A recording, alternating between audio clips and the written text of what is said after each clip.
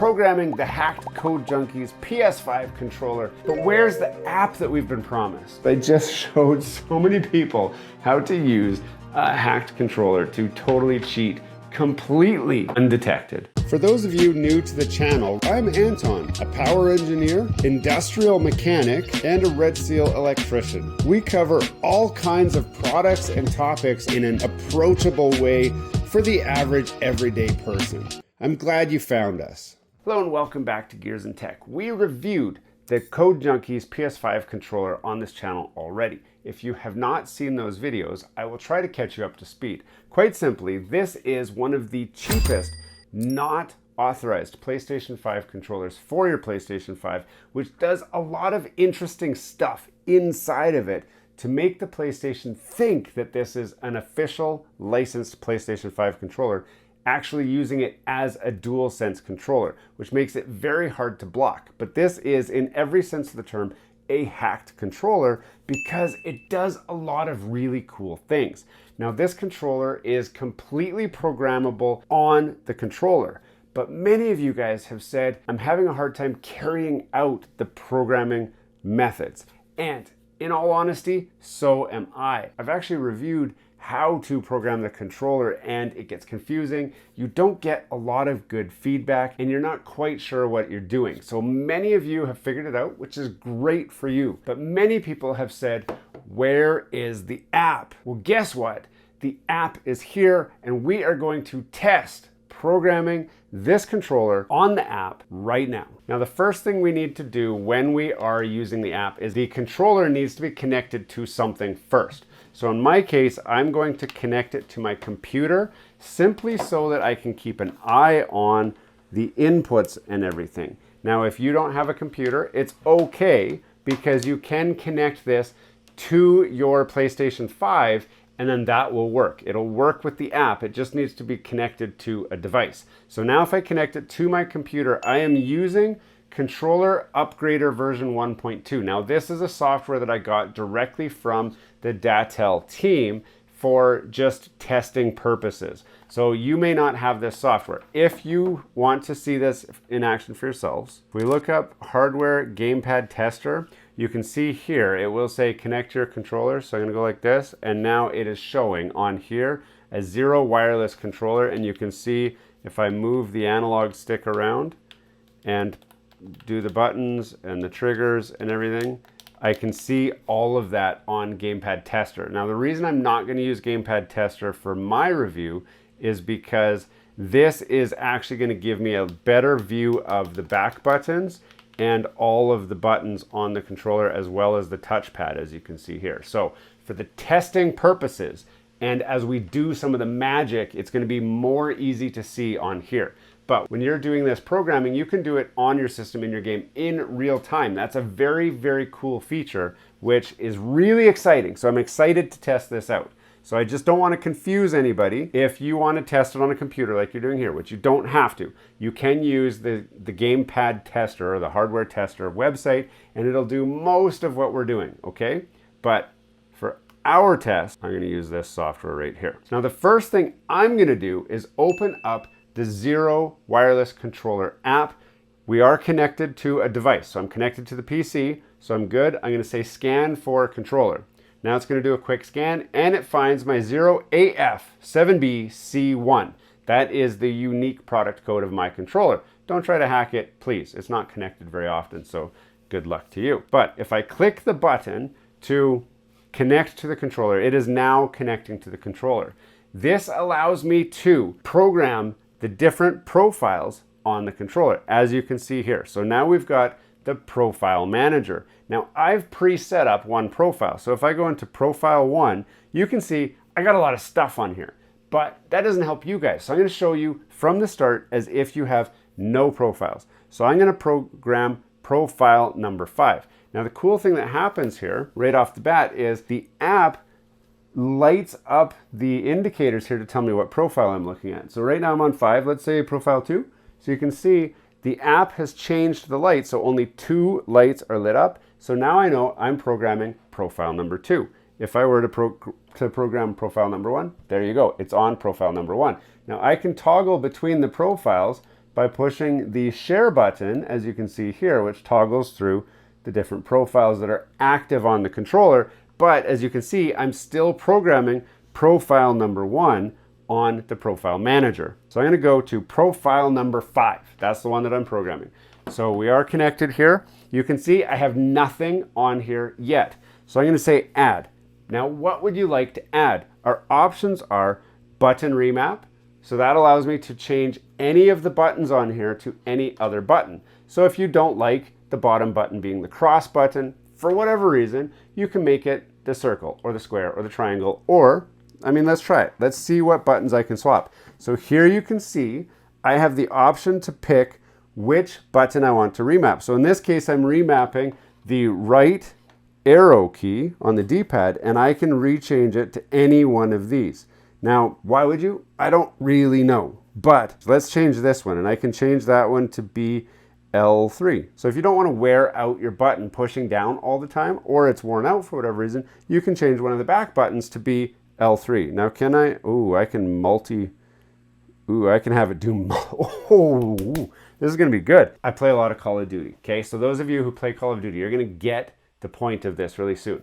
So in Call of Duty, R2 is the fire button, okay? So I wanna know, can I make R2, and I can make it push L3. Now why L3? L3 is this button right here, which is the hold your breath button. Now when you hold your breath, it makes your shooting stabilized, okay? So for those of you who are quick scopers, this would do it. You can actually, I guess I can make it be R1, R2, and L3, which would make every time I pull this button, it'll quick scope and it'll hold my breath and it'll shoot, okay? Now I can prove this. This should be active right away. If I push this button on the software, it's going to show that those 3 buttons are activated. So let me see, and there it is.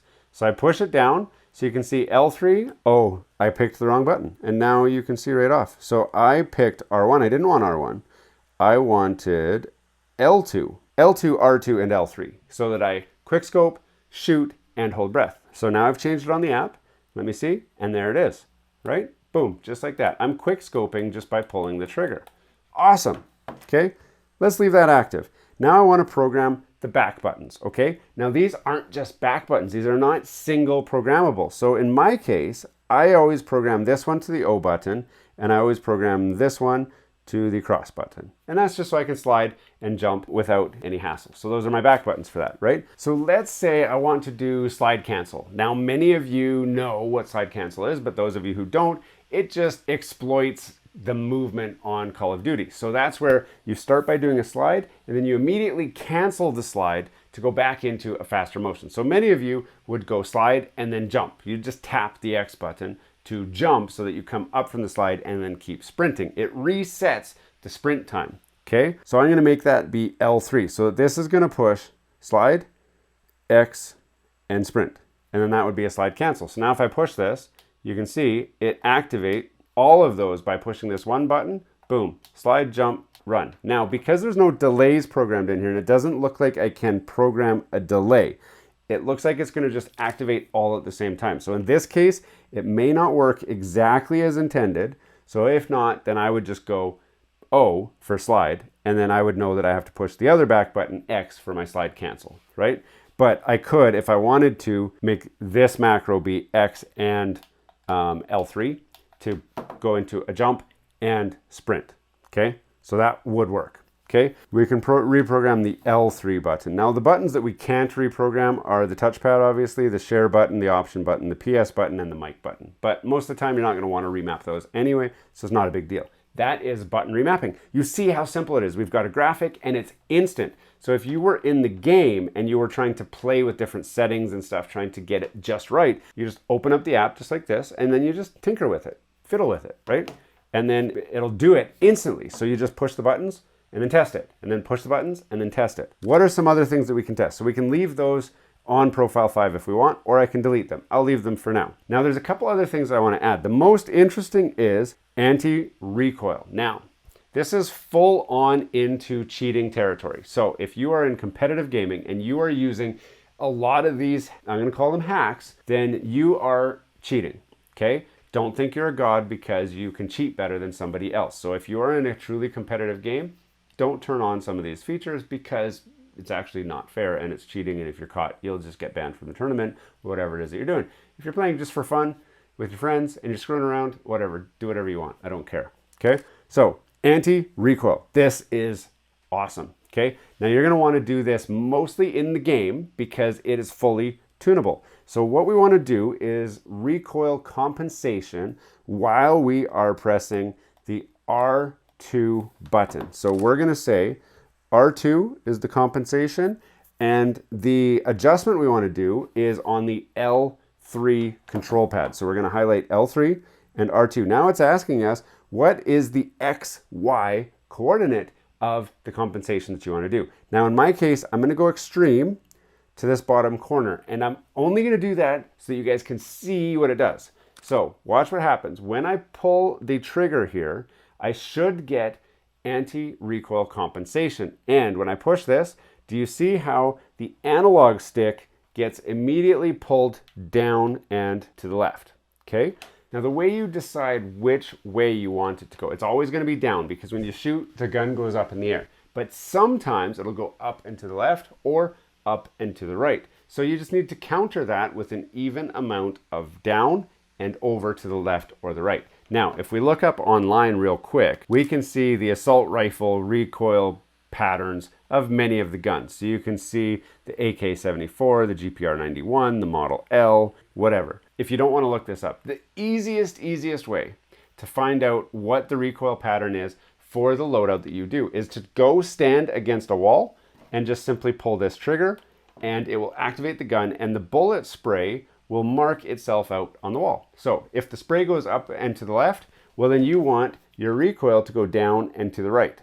If the spray goes up and to the right, you need the recoil to be down and to the left. So once you figure that out, you can move this around until you get the exact amount of down and the exact amount of right that you need so that that recoil is locked on. Now this is where it's important to know what your loadout is. You could save all 5 different slots as the different guns that you use that have these specially tuned anti-recoil settings, right? So when you first drop and you've got just the drop guns, you can have Profile 1. And then when you pick up your loadout, you can switch to Profile 2, which has your anti-recoil settings. Now, again, we can pull this trigger and it immediately just adjusts it. So when I go to the top left, then it goes there top left instead of down left, okay? So it's all different kinds of options. Now we can also set our R value. So you can see now I'm programming the R value to go up and over. Now, most people aren't playing with the R value. You can for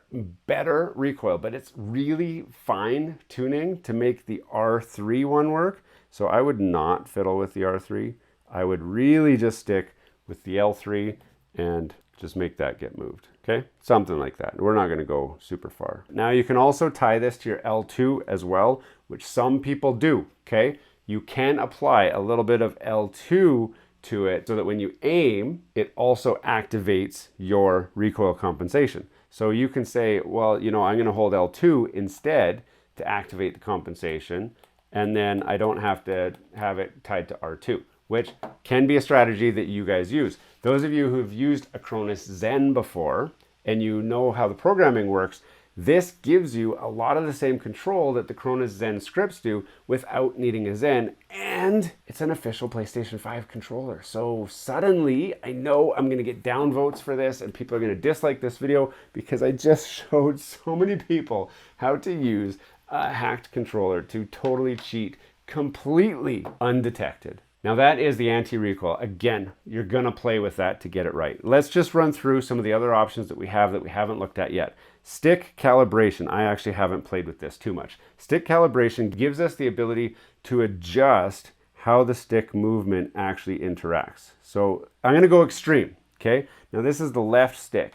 That means now if I move the left stick just a little bit, it's gonna, wow, okay, so I've made it so that it just jumps. I move it a little bit here and it goes to full lock immediately, okay? Now, what's the practical use case for this? Not a whole lot. You probably are not going to want to do it like this, but you can do any curve you like. Have you seen the DualSense Edge? You know, the $300 controller? Well, guess what? It has this feature too, and you use it through the PlayStation settings, where you can adjust your curve to be more like this.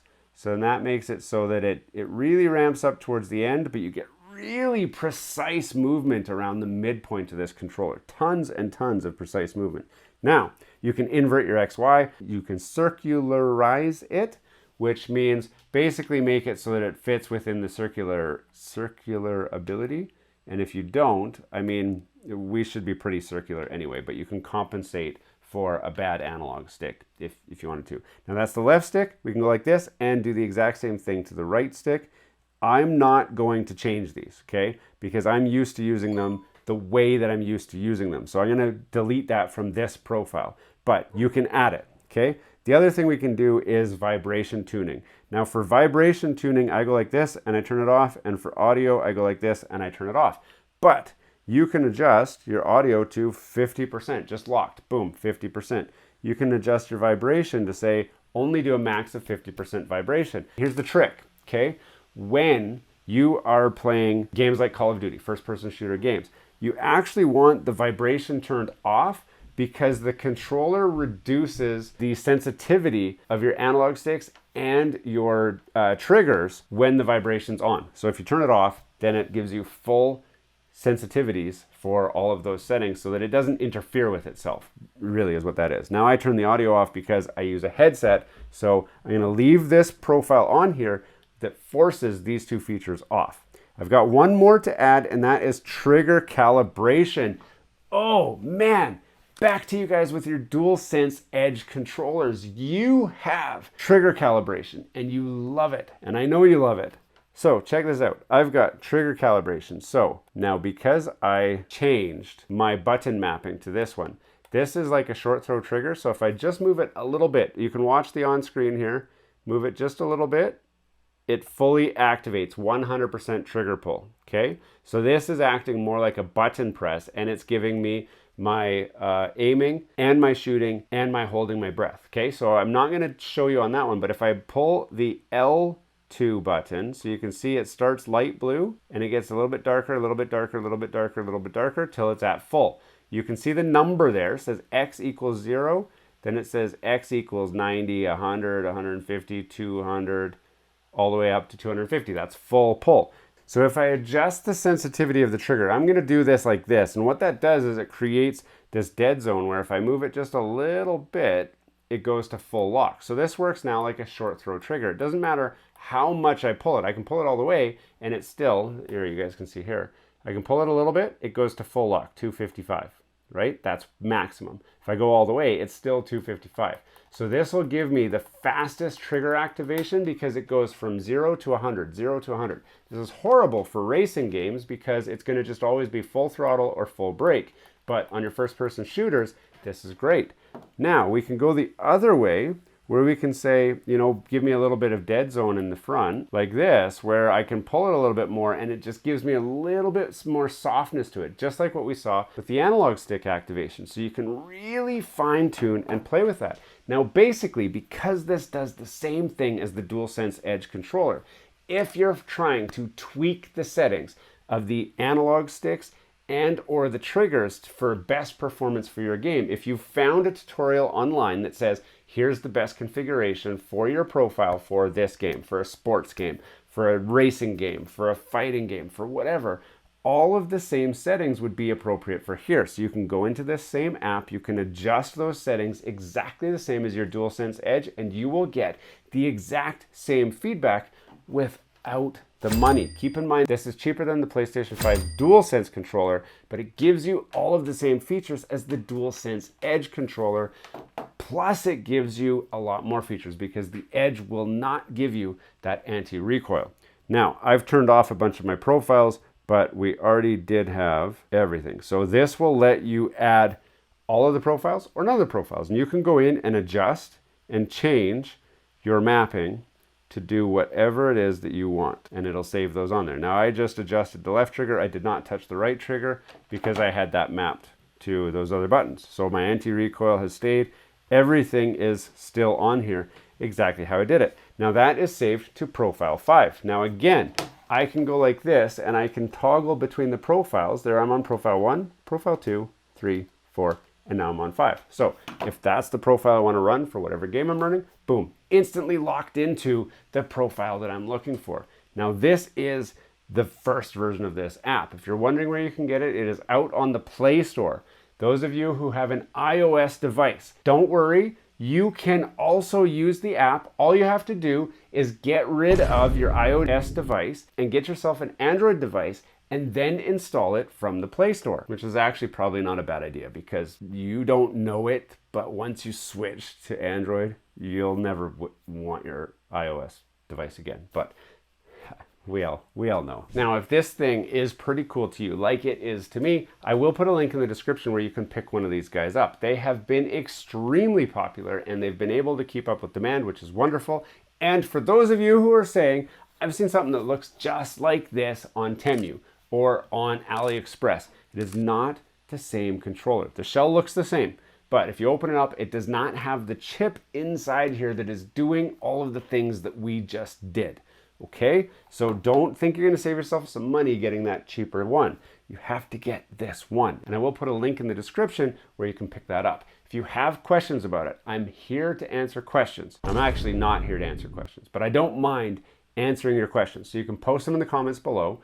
Also, if you have one of these controllers, let me know. I'd love to hear what your experience has been. I have heard some people have had build quality issues. In my experience, this controller is pretty good. It's a budget controller. It does have Hall effect sticks, which are good. You can always calibrate and recenter the controller, which would be great sometimes if you're having any issues like that. So the app really unlocks a lot of those features. Now, I am working with the Datel team to provide feedback on this app. So if you guys have any feedback on the app, you can post that in the comment as well. And I'll make sure to pass that on to the Datel Codejunkies team because this product is actually pretty good, especially considering it is unofficial. It is not an official licensed product and they don't make any apologies about that. They say it quite clearly in all of their marketing materials. Thanks for watching all the way to the end of this video. We hope you enjoy the content in this video and we'd love to have you come back. Consider subscribing to the channel if you haven't already. And for those subscribers who are looking for that extra special thing that you can do to support this channel, consider joining our members group. That's where we're building this community, the Gears and Tech community, where we can all enjoy content together. You'll get special perks, which we'd love for you to check out by clicking the link down below. For those of you who are just happy to watch the video, that's okay too. You can check out some of our other content right over here, where we've got some previous videos that have already been uploaded and enjoyed by many of our viewers already. We do hope to see you again. This has been Gears and Tech. Have a great day.